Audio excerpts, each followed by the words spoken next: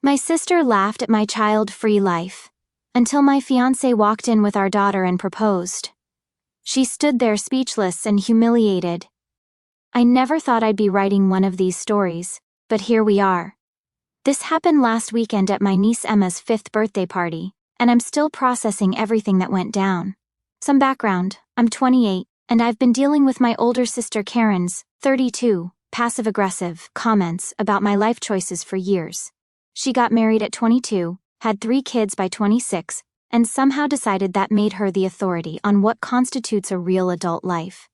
Meanwhile, I focused on my career, traveled, lived in a nice apartment with my 2 cats, Mr. Whiskers and Luna, and genuinely enjoyed my independence. Karen never missed an opportunity to make little digs.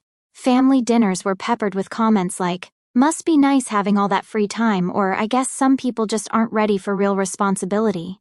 The extended family would chuckle awkwardly, and I'd usually just smile and change the subject. I love my nieces and nephews, and I didn't want to cause drama. But Karen's favorite line was always about me playing house with my cats.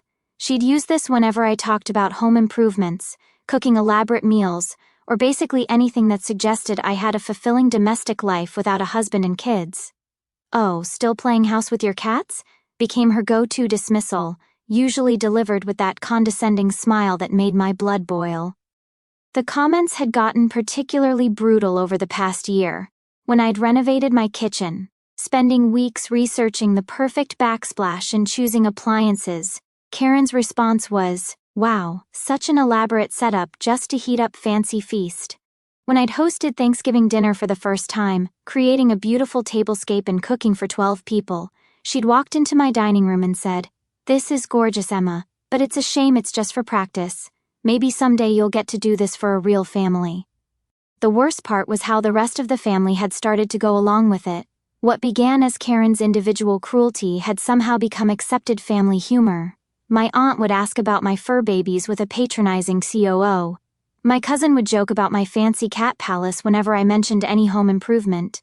Even my grandmother, who I'd always been close to, had started making comments about how I was married to my career and my cats. It wasn't just the family gatherings either. Karen had started posting on social media with subtle digs. She'd share articles about the cat lady epidemic and tag me, or post photos of her kids with captions like, "So grateful for my Barshantan family," with emphasis that felt pointed. Her friends would like and comment, creating this echo chamber where my lifestyle was a running joke. Here's what Karen didn't know. About 2 years ago, I met James at a work conference. He was a single dad to the most adorable 3-year-old girl named Sophie. Her mom had left when Sophie was barely a year old, just packed up and disappeared one day, leaving James to figure out single parenthood alone. We started dating slowly, carefully, because James was rightfully protective of Sophie and wanted to make sure anyone in his life was serious about being in hers too. The first time James told me about Sophie, we were having coffee after a particularly intense day of presentations. His whole demeanor changed when he talked about her. His voice got softer, his eyes lit up, and he pulled out his phone to show me pictures with the pride that only a parent truly understands. She was this tiny thing with wild curly hair and the biggest brown eyes I'd ever seen, grinning toothlessly at the camera while covered in what looked like spaghetti sauce. "She's everything to me," he'd said simply. "Her mother leaving nearly destroyed me, but Sophie kept me going. I can't imagine loving anyone more than I love that little girl." I should have been intimidated. Dating a single parent is complicated under the best circumstances, and James made it clear that Sophie's well-being came first, always. But something about the way he talked about her, the obvious depth of his love and commitment, made me more interested, not less. Here was a man who understood what real responsibility looked like, who had proven he could put someone else's needs above his own without resentment. Our first few months of dating were careful and slow. We met for coffee during Sophie's preschool hours, had dinner dates after she was asleep, talked on the phone when she was with her babysitter. James was methodical about keeping his dating life separate from his daughter's world until he was sure about someone's long-term potential. He'd learned that lesson the hard way, he told me, after Sophie had gotten attached to a woman he dated briefly when she was 2, only to be confused and upset when that relationship ended. When James finally decided he was ready for me to meet Sophie, He planned it like a military operation. We met at a neutral location, a children's museum on a Saturday morning. Sophie was shy at first, hiding behind James's legs and peeking out at me with curious eyes, but she warmed up quickly when she realized I was genuinely interested in the things she wanted to show me. Not just pretending to care to impress her dad. We spent 3 hours at that museum, and by the end, Sophie was holding my hand and asking if I wanted to see her favorite exhibit again. When James suggested we get lunch together, she nodded enthusiastically and spent the entire meal telling me about her preschool friends, her favorite books, and her pet goldfish named Bubbles who had died the week before and was now swimming in fish heaven. "I like her, Daddy," she announced as we were leaving the restaurant, speaking about me like I wasn't standing right there. "She listens good, and she didn't try to fix my hair." James laughed and swept her up into his arms. High praise from the peanut gallery, he told me with a grin. That was the beginning of everything. Sophie and I clicked in a way that surprised everyone, especially me. I'd never spent much time around small children, but something about her earnest curiosity and complete lack of filter was absolutely charming. She asked a million questions about everything, had strong opinions about which foods could touch each other on her plate, and possessed an encyclopedic knowledge of every dog we encountered on our walks. The transition from Auntie Emma to Mama Emma happened gradually, then all at once. It started when Sophie had a nightmare one night during a sleepover. James was in the shower, so I went to comfort her. I sat on her bed and rubbed her back while she told me about the scary dream, and when she finally calmed down, she snuggled into my side and whispered, "Thanks, Mama Emma." My heart nearly stopped.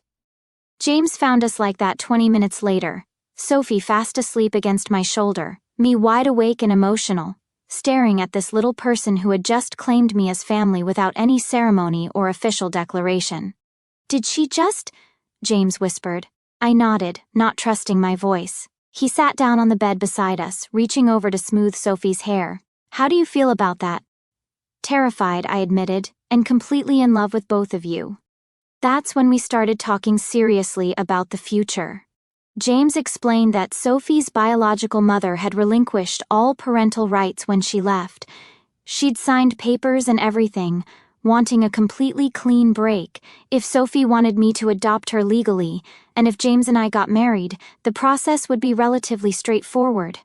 But only if it's what you really want, James emphasized. Being a parent is forever, Emma. There's no casual about it. If you're not ready for that level of commitment, I need to know now before Sophie gets any more attached. I thought about it for exactly 30 seconds. "I'm ready," I told him. "I've been ready since that first day at the museum when she held my hand." Moving in together 8 months ago felt like the most natural thing in the world. Sophie helped me pack, carefully wrapping my more fragile items in tissue paper and labeling boxes in her distinctive preschooler handwriting. "For Gil," one box said, with a drawing of what I think was supposed to be a cat. "Emma's thing," said another, decorated with hearts and flowers. James's house was bigger than my apartment, with a proper backyard and a guest room that Sophie immediately claimed as the playroom where Mama's cats can live. We set up cat trees and toys, and within a week, Mr. Whiskers and Luna had settled in like they'd always lived there. The Mama Emma phase lasted about 2 months before Sophie shortened it to just Mama. One evening at dinner, she said it so casually, asking me to pass the ketchup, that I almost didn't catch it. But James heard, and the look of pure joy on his face made me realize this was as big a moment for him as it was for me. "Are you okay with that?" I asked Sophie later, when I was tucking her into bed, about calling me Mama. She looked at me like I'd asked the world's most obvious question. "You would send my Mama," she said matter-of-factly. "You make my lunch and read me stories and help me brush my teeth, and you love me. That's what mamas do, out of the mouths of babes." We've been talking about making things official, both the relationship and the adoption. Sophie was already mine in every way that mattered, and James had been looking at engagement rings. We were planning to announce everything to our family soon, but James wanted to propose first, and I wanted Sophie to be comfortable with the idea before we made it public. The only people who knew about James and Sophie were my best friend, Mia, and my younger brother, Alex. I'd sworn them to secrecy because I wanted to tell everyone properly, maybe at a family dinner where I could explain the situation thoughtfully. I also, if I'm being honest, was savoring the idea of watching Karen's face when she realized I had the family life she'd always implied I was incapable of achieving. So when Emma's birthday party rolled around, I showed up alone, as usual, my heart heavy with a secret I was carrying. James was at home with Sophie, who was fighting a minor cold and needed her afternoon nap. But there was more to it than that. We'd actually planned this whole thing out over the past week. See, I'd been dropping hints to my family for months about big changes coming and exciting news soon, but nobody seemed to take me seriously. Karen had rolled her eyes and asked if I was finally getting a second cat. Mom had wondered if I was planning to buy a house. Dad had joked that maybe I was going to start dating someone from my office.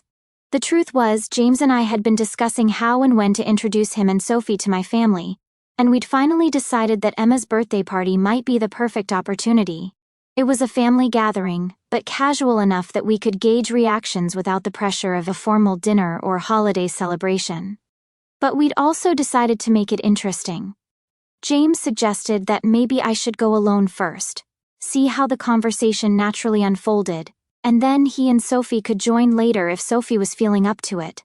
Let them make their assumptions, he'd said with a mischievous grin.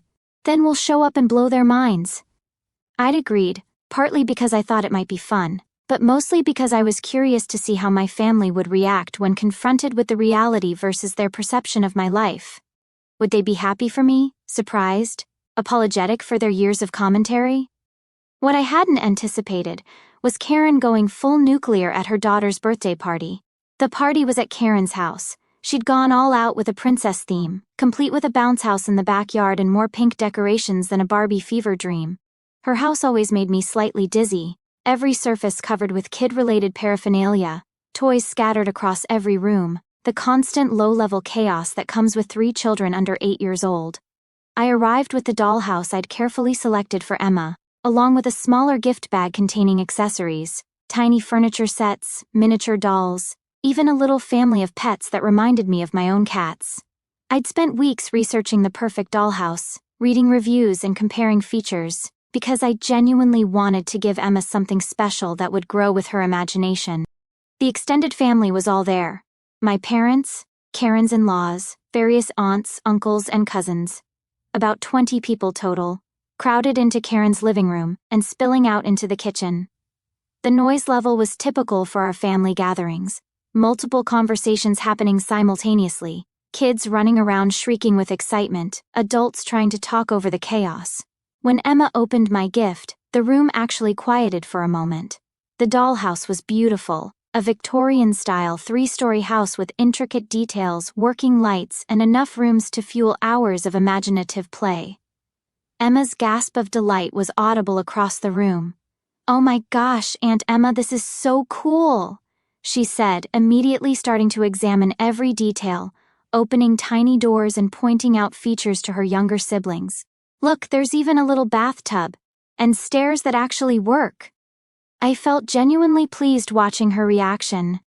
This was why I loved giving gifts, finding something that perfectly matched the recipient's interests and seeing their genuine joy. Emma had always been drawn to miniature things, spending hours arranging her small toys into elaborate scenarios. That's when Karen struck. "Wow, Emma, looks like Aunt Emma is still playing house. Now she's just getting you to do it too." She laughed, and several relatives chuckled along.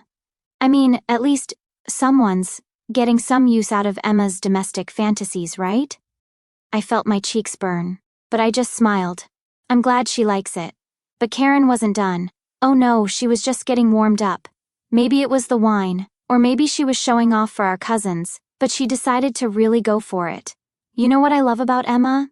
she announced to the room, gesturing toward me with her wine glass. "She's 28 and still playing house with her cats, like she's living in some fantasy world. Most people grow out of that phase, but Emma is really committed to the bit." The room got quiet. Even for Karen, this felt meaner than usual. Our mom looked uncomfortable, and Dad was suddenly very interested in his piece of cake. But Karen was on a roll.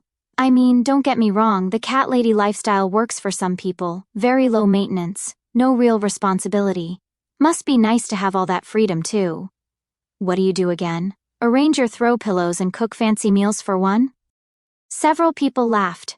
Not kind laughter, but that uncomfortable social laughter people do when someone's being cruel, but they don't know how to stop it. Karen basked in the attention, her smile getting wider. Maybe someday Emma will join the rest of us in the real world, but until then, we'll just keep watching her play house with Mr. Whiskers and Luna. She raised her glass in a mock toast to Emma's very important domestic achievements.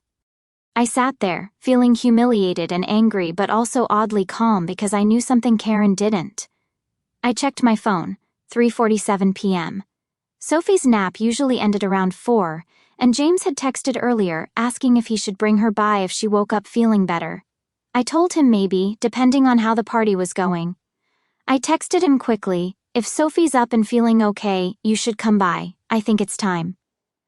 His response was immediate, "On our way." I looked up at Karen, who was still glowing from her performance, accepting congratulations from our cousin Brett about her hilarious roast of my lifestyle. I smiled sweetly. "You know what, Karen? You're absolutely right, I have been playing house." I stood up, smoothing down my dress. "But here's the thing about playing house. Sometimes you get so good at it that it stops being pretend." Karen looked confused, but before she could respond, we heard a car door shut outside, then footsteps on the front porch. The front door opened, and James walked in, gently carrying a sleepy Sophie who was rubbing her eyes and clutching her favorite stuffed elephant. She was wearing the adorable yellow dress with tiny sunflowers that we'd picked out together last week, her curly brown hair in 2 small pigtails tied with matching ribbons. The room went completely silent. You could have heard a pin drop. James surveyed the room, taking in the decorations and the cluster of surprised faces all staring at him. Sophie was waking up more, looking around with curious eyes. "Sorry we're late," James said casually, his voice carrying that natural confidence that made me fall for him in the first place. Someone needed her beauty sleep. He kissed Sophie's forehead gently, but she woke up feeling much better and asking for Mama. He looked directly at me with that warm smile that still made my heart skip. "Go to Mama, sweetheart." Sophie perked up immediately, her face breaking into the brightest smile. "Mommy," she squealed, reaching her arms out toward me. I walked over and took her from James, lifting her up and spinning her around once before settling her on my hip. She immediately snuggled into my shoulder, one small hand playing with my necklace, a habit she'd developed over the past few months. "Hi, baby girl," I murmured, kissing her temple. "Are you feeling better?" "Uh-huh," she nodded, then looked around at all the decorations with wide eyes. "Is this the princess party you told me about?" "It is. This is Emma's birthday party. You remember Emma, right? She's your age." Sophie nodded seriously, then whispered loudly, "Can I play with the princess house?" I looked over at the dollhouse, where little Emma was still sitting, staring at us with her mouth open. "We should ask Emma first. It's her special day." The silence in the room was deafening. Karen's face had gone through several color changes, red to white to an alarming shade of purple. Mom was clutching Dad's arm, her eyes wide. Our cousins were looking back and forth between me and Karen like they were watching a tennis match. James, bless him, seemed completely oblivious to the tension. He walked over and extended his hand to my parents. "You must be Emma's parents. I'm James and this little one is Sophie." He gestured toward us with obvious pride and affection. "I've heard so much about both of you. Emma talks about family dinners all the time. She makes that famous lasagna recipe she learned from you, Mrs. Peterson. Sophie asks for it at least twice a week." Mom shook his hand automatically, still looking shell-shocked. "Oh, that's nice to meet you." Sophie had squirmed down from my arms and was now standing next to me, holding my hand while staring at the dollhouse with obvious longing. Little Emma, to her credit, seemed to shake off her surprise first. "Do you want to play?" she asked Sophie shyly. Sophie looked up at me for permission. I nodded, and she carefully approached the dollhouse, sitting cross-legged on the floor next to Emma. Within minutes they were chattering about which room the family should eat dinner in, and whether the tiny dog should sleep upstairs or downstairs. James wrapped his arm around my waist, pulling me close. "How's the party been?" he asked quietly. "Oh, you know, the usual family dynamics." I leaned into him, enjoying the solid warmth of his presence and the way he always made everything feel more manageable. Karen finally found her voice. "Emma." Her voice was tight, controlled. "Could I speak with you privately?" I looked at her for a long moment. Actually, Karen, I think we're good. Unless you wanted to apologize to James and Sophie for the awkward welcome. Because they're going to be at a lot more family events, and I'd hate for things to start off on the wrong foot. Karen's mouth opened and closed like a fish. Brett, never one to read a room, chose that moment to loudly ask, "So, wait, Emma, you have a kid? Since when?" "Since always." Sophie piped up from the floor, not looking up from the dollhouse. "Mama has had me since I was little," James chuckled. Sophie's sense of time is still developing. "We've all been together for about 8 months now, but Emma's been part of Sophie's life for almost 2 years, haven't you, sweetheart?" He looked at me with such genuine love that I felt my heart swell. 2 years? Mom's voice was faint. "Emma, why didn't you tell us?" I took a deep breath. I wanted to make sure we were serious before introducing Sophie to everyone.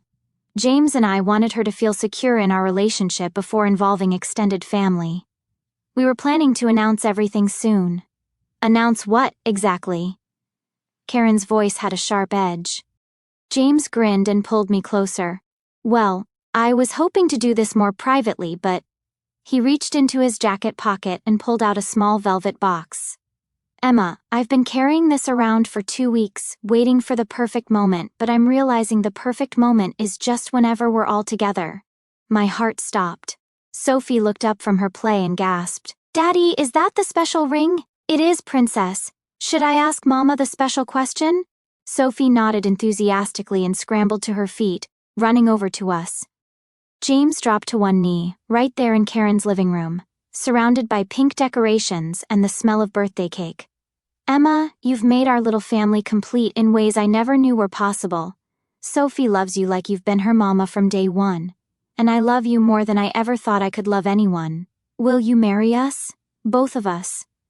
I was crying before he finished talking. "Yes," I whispered, then louder, "Yes, of course, yes." He slipped the ring onto my finger. A beautiful vintage-style setting with a center diamond surrounded by smaller stones that caught the light perfectly. Sophie cheered and threw her arms around both of us, creating a 3-way hug that felt like coming home. The room erupted in surprised congratulations. Mom was crying, Dad was shaking James's hand and patting his back, and even little Emma was clapping excitedly from her spot by the dollhouse. Karen stood frozen in the middle of it all, her face cycling through emotions too quickly to track. "But Emma," she finally said, her voice small and confused, "you never said. I mean, you always seemed so what, Karen?" I asked gently, still holding Sophie and admiring my ring. "So content with my life? So happy with my choices? So comfortable being myself? So alone," she finished weakly. "I was never alone," I said, looking around at James, Sophie, and my family. "I was just private. There's a difference." James was now deep in conversation with Dad about his work as a software engineer, and Sophie dragged little Emma over to meet Grandpa and Grandma Peterson, as she'd apparently decided to call my parents. Mom looked delighted, immediately asking Sophie about her dress and her stuffed elephant. "You know what the funny thing is, Karen?" I said quietly, moving closer to my sister. "All those comments about me playing house? You were right. I was playing house. I was learning how to be a partner, how to be a parent, how to build something real and lasting. And it turns out, I'm pretty good at it." Karen's eyes filled with tears. "Emma, I'm sorry, I didn't know. I know you didn't. But here's what I need you to understand. Even if I had stayed single forever, even if it had just been me and my cats for the rest of my life, that would have been a valid choice too.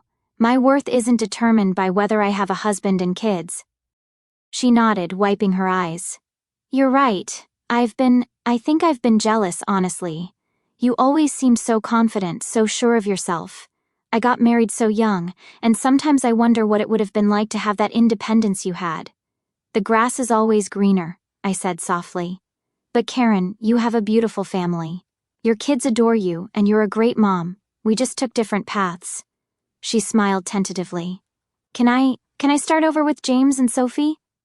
I looked over at my new little family.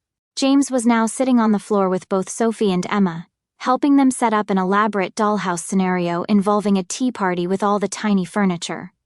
Sophie was explaining, very seriously, that the daddy doll needed to sit in the blue chair because it matched his eyes, just like her daddy. "I'd like that," I told Karen. "But no more comments about my life choices, okay? Sophie's watching and learning, and I want her to grow up knowing that there are lots of ways to be happy." Karen nodded. "Deal. And Emma, congratulations. Really, James seems wonderful and Sophie is absolutely precious." "She is," I agreed, watching as Sophie carefully placed a tiny cake on the dollhouse dining table. "She's been the best surprise of my life." The rest of the party was a blur of introductions, explanations, and excited planning. Sophie charmed everyone, calling my parents grandma and grandpa like she'd known them forever and asking if she could be in Emma's class at school since they were almost the same age. James fit in seamlessly, discussing sports with my uncle and sharing parenting stories with Karen's husband. When it was time to sing happy birthday to little Emma, Sophie insisted on standing next to her new cousin and sang louder than anyone else.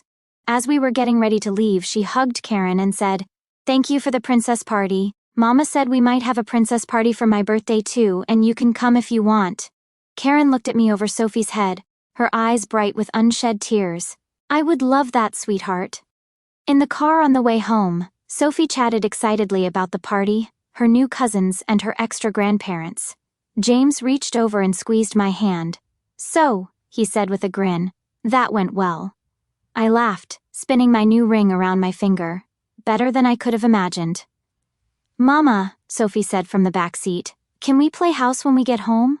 But like, the real kind, where we're all actually a family." I met James's eyes in the rearview mirror, both of us smiling. "We already are, baby girl," I told her. "We already are." First, about the adoption process, James and I met with a family lawyer this week, and because Sophie's biological mother signed away all rights and has had no contact for over 2 years, the process should be relatively straightforward once we're married. Sophie is incredibly excited about making it official, as she puts it. She's been practicing writing Sophie Emma, our last name, and asking if she can call James's parents extra grandparents in addition to my parents. Several people asked about the family dynamics afterward. Karen and I had a long conversation the day after the party. She admitted that she'd been struggling with some postpartum depression after her youngest was born, and that attacking my lifestyle was her way of making herself feel better about her own choices. She started therapy, which I'm really proud of her for. She also apologized to James directly, which he handled with more grace than she probably deserved. The rest of the family has been incredibly welcoming. My parents are absolutely smitten with Sophie. She's their first grandchild since Karen's kids live across the country, and we only see them a few times a year. Mom has already started teaching Sophie to bake, and Dad bought her a tiny toolbox so she can help with projects around our house. My grandmother, who I was worried might struggle with a non-traditional family situation, surprised everyone by immediately declaring Sophie her great-granddaughter and asking when we were planning to give her a great-great-grandchild. "This one needs a little brother or sister," she announced at last Sunday's family dinner, while Sophie nodded seriously in agreement. About the wedding planning, we've decided on a small ceremony next April in my parents' backyard, weather permitting. Sophie will indeed be both flower girl and ring bearer, carrying the rings in a tiny basket that she's already picked out. She's also informed us that Mr. Whiskers and Luna need to be in the wedding photos because they're family too. The most touching development has been watching Sophie's relationship with little Emma develop. They've become genuine friends, not just cousins thrown together by circumstance. Emma has started asking her mom if Sophie can come to more family events, and last weekend, Sophie drew Emma a picture of the dollhouse with both their names on it, labeling it "Our House for Playing." James has been amazing through all of this. He keeps saying he can't believe how lucky we got, having everything work out so perfectly. But honestly, I think we made our own luck by being patient and careful, and putting Sophie's needs first throughout our entire relationship. A few people mentioned in the comments that they're in similar situations, dating single parents or being single parents themselves, and wanted advice. The biggest thing I learned is that you can't rush these relationships. Sophie's acceptance of me didn't happen overnight, and there were definitely moments in those first few months where I wondered if I was cut out for step-parent life. Kids are honest in ways that can be brutal, Sophie once told me my pancakes were okay but not as good as Daddy's, and that my singing voice was kind of scratchy, but that honesty is also what makes their love so genuine when it comes. Also, to anyone dealing with family members who constantly criticize their life choices, you don't owe anyone an explanation for your happiness. I spent years letting Karen's comments chip away at my confidence, second-guessing my choices and wondering if maybe she was right about my life being somehow lesser or incomplete. The truth is, my life was complete before James and Sophie. They just made it different, and in many ways better. But different doesn't mean better, and better doesn't invalidate what came before. Someone asked if I regret not telling my family about James and Sophie sooner. Honestly, no. Those 8 months of privacy were precious. We got to be a family without outside opinions or pressure, without well-meaning but overwhelming relatives trying to speed up our timeline or offer unsolicited advice. Sophie got to bond with me without feeling like she was performing for an audience, and James and I got to figure out our relationship without family commentary. The secrecy also made the reveal so much more satisfying. I'll admit it, watching Karen's face go through that entire spectrum of emotions was one of the most vindictively pleasant moments of my life. She spent years making me feel small and inadequate, and in one moment, all of that crumbled, not because I was trying to hurt her, but because the truth was so different from her assumptions. James and I got married 3 weeks ago in my parents' backyard, exactly as we planned. The weather was perfect. Sophie was the most adorable flower girl ring-bearer in history, and yes, we did get professional photos with the cats. Mr. Whiskers tolerated the bow tie for exactly 5 minutes, which was long enough for a few shots before he stalked off to sulk under the porch. The adoption paperwork is almost complete. Sophie will officially be Sophie Emma, our last name, by Christmas, which she's decided is the best Christmas present ever. She's already started a countdown calendar. Karen and I have rebuilt our relationship into something much healthier. She's been in therapy for 4 months now and is doing much better. She helped plan the wedding, and her speech at the reception was genuinely moving. She apologized publicly for her years of comments and talked about how watching James, Sophie, and me together taught her that families come in all different forms, and love is what makes them real. The most unexpected development is that Karen's therapy journey inspired our mom to start therapy too. Apparently, watching Karen work through her issues made Mom realize she had some of her own patterns to examine. It's been good for our whole family dynamic. Sophie is thriving in kindergarten and has made friends with several classmates who also have bonus parents, as her teacher calls step-parents. She started a little club called Mixed Up Families, where kids talk about their different family structures. According to her teacher, Sophie's matter-of-fact attitude about having a mama who chose me and a daddy who got me first has helped other kids feel more confident about their own family situations. James and I are talking about having a baby together in a year or two. Sophie is campaigning hard for a little sister specifically, requesting one with curly hair like mine, but maybe with mama's eyes. She's already planning to teach the baby about cats and how to properly brush their fur. Mr. Whiskers and Luna have fully adapted to their roles as big siblings to a human. Luna still sleeps in Sophie's room every night, and Mr. Whiskers has appointed himself the official supervisor of homework time, sitting on Sophie's desk and occasionally knocking pencils to the floor when he thinks she needs a break. It's been incredible to hear from so many people who found love and family in unexpected ways, or who struggled with critical family members, or who are single parents looking for hope that someone will love both them and their children. Family isn't about biology or traditional timelines. It's about showing up for each other, day after day, in all the small ways that matter. And to anyone currently dealing with family members who make them feel less than for their choices, you are enough. Exactly as you are. Your life doesn't need to look like anyone else's to be valuable and complete.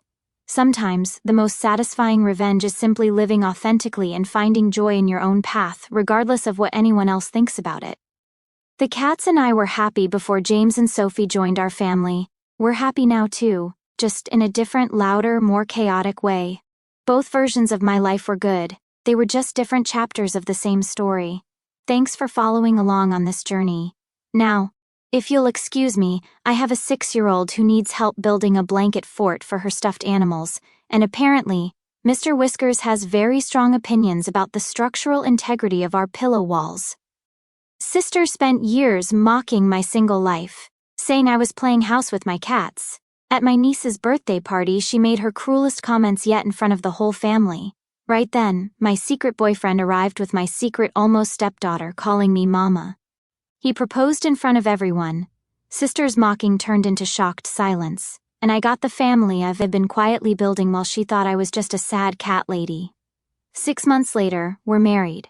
The adoption is almost final, and my sister and I have a much healthier relationship built on mutual respect, instead of her projecting her insecurities onto my life choices.